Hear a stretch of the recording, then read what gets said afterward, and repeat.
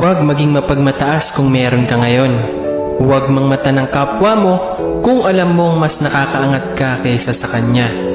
Tulad nga ng kasabihan, bilog ang mundo.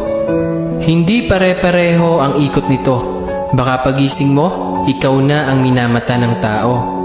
At lahat ng pinagyayabang mo ay biglang maglaho sa'yo. Walang permanente sa mundo, tandaan mo.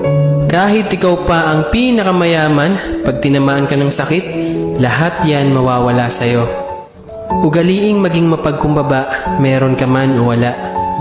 Kasi pag nawala ka sa mundo, lahat ng yaman mo may iwan yan sa lupa. Ikaw lang ang mawawala. Pero yung kabutihang pinapakita mo sa kapwa mo, di yan mawawala. Bato-bato sa langit, ang tamaan, huwag magalit.